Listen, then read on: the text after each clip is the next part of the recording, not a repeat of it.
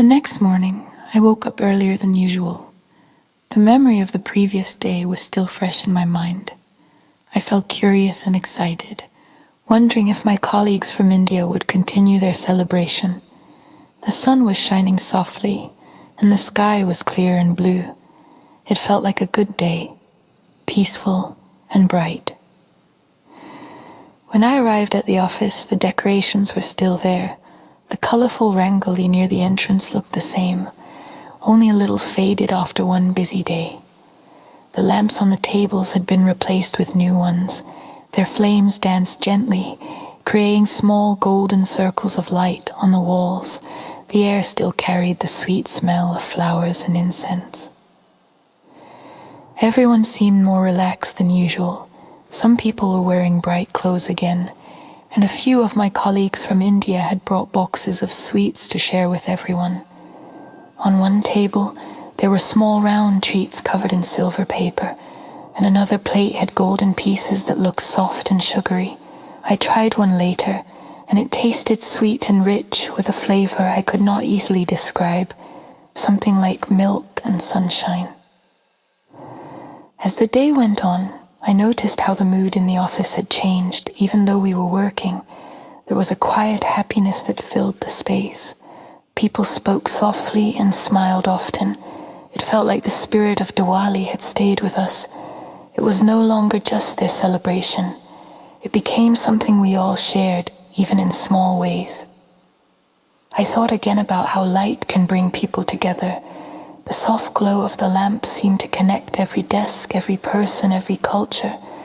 The office felt warmer, kinder, and more human. I realized that festivals like this remind us that work is not only about numbers or meetings, it is also about people and the stories they bring. During lunch, I spent some time reading about Diwali on my phone. I learned that the festival usually lasts for 5 days, and each day has its own meaning. The second day is often called Choti Diwali or Naraka Chaturdashi. It celebrates the victory of good over evil, light over darkness. Families clean and decorate their homes even more on this day, preparing for the main celebration that comes next. Reading about it made me think of my colleagues and their families back in India. Maybe their parents were lighting lamps at that same moment. Maybe their children were waiting for fireworks in the evening. I imagined small towns full of glowing lights, the sound of laughter, and people walking through streets decorated with flowers and lanterns. In the afternoon, our office manager decided to let everyone finish work a little earlier than usual. She said that people should enjoy the celebration and spend time together. It was a simple gesture, but it made everyone happy. Some of my colleagues stayed to decorate more, and others planned to go out for dinner together. I stayed for a while, watching them place more lamps along the windows and hang bright paper stars from the ceiling.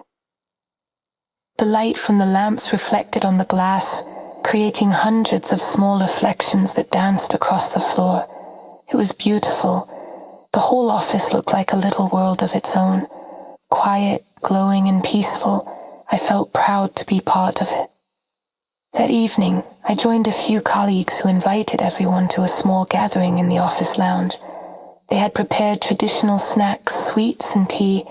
There were no loud sounds or music, just soft laughter and warm light. The atmosphere was calm and friendly. I watched as people from different countries sat together, enjoying the food and talking about their traditions. The lamps on the tables burned slowly, their flames steady and golden.